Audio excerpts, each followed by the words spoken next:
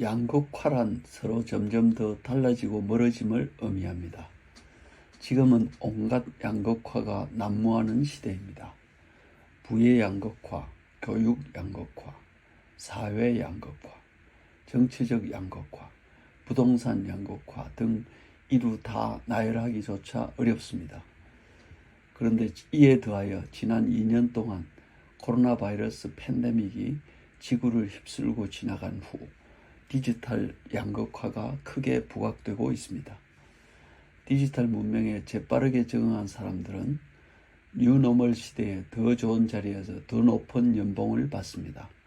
반면에 디지털 전환이 대수롭지 않다고 생각하고 무시했던 사람들은 중요한 자리에서 밀려나 어려움을 겪고 있습니다. 기업도 다르지 않습니다.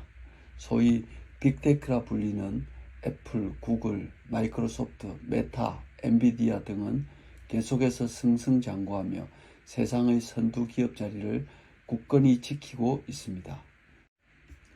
뉴노멀은 정말 무섭습니다. 세상의 모든 기준과 판을 송두리째 바꾸어 놓습니다. 코로나19의 여파로 이제는 어디를 가든지 디지털 문명을 쉽게 접하게 됩니다. 식당이나 카페에 가면 키오스크로 주문을 합니다. 마트에서는 셀프 결제가 일반화되었습니다. 꼭 필요한 사람에게만 사용되던 QR코드는 이제 모두에게 익숙해졌습니다.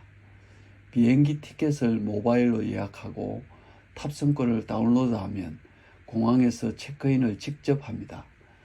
바이오 인증을 위해 미리 지문을 등록해두면 일일이 줄을 서서 탑승장에 가지 않아도 됩니다. 디지털 문명에 익숙해지면 여러 가지 편리한 점이 많습니다. 디지털 원주민이라 부르는 10대에서 30대까지는 전혀 낯설지 않은 디지털 문명이지만 40대 이후 디지털 이주민에게는 여전히 낯설기만 합니다. 필자는 최근 서울시 강남구 대치평생학습관에서 메타버스 시리즈 강의를 하고 있습니다. 수강자들의 대부분이 50대 이후 80대까지입니다. 메타버스 플랫폼 중에서 제페토, 이프렌드, 게더타운을 강의하면서 아직도 스마트폰 기능에 적응하지 못하는 많은 분들을 만납니다. 스티브 잡스가 2007년에 아이폰 3를 만들었으니 벌써 15년이나 되었는데 말입니다.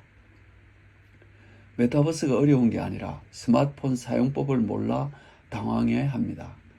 디지털 문명은 어느새 우리 생활 깊숙이 파고들어와 자리를 잡았습니다. 아무리 무시하고 외면해도 소용이 없습니다. 차라리 작심하고 디지털 문명에 몸을 맡기고 적응하는 편이 유리합니다. 다행스럽게 우리에게는 유튜브라는 최고의 가이드가 있습니다. 웬만한 궁금증은 유튜브를 통해 모두 해소할 수 있습니다. 왜냐하면 친절한 우리나라 국민들이 온갖 유익한 정보를 유튜브에 올려놓았기 때문입니다. 디지털 양극화를 극복하려면 먼저 생각을 바꿔야 합니다. 새 술은 새 부대에 담아야 합니다. 뉴노멀 시대에는 디지털 문명에 익숙해질수록 더욱 편리합니다. 스마트폰을 비롯한 모든 스마트 도구들은 인류의 편의를 위해 만들어졌습니다. 공부를 열심히 하라는 뜻이 아닙니다. 무엇이든 호기심을 가지고 적응해 가려는 의지와 꾸준한 시도가 필요하다는 말입니다.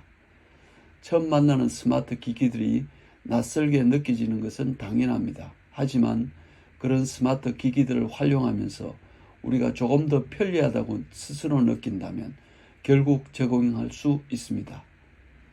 디지털 양극화는 앞으로 점점 더 심화될 것입니다. 아무리 양극화가 심해져도 결국 그것을 이겨내는 힘을 키우면 능히 극복할 수 있습니다. 디지털 문명도 알고 보면 별것 아닙니다. 모두 생각하기 나름입니다.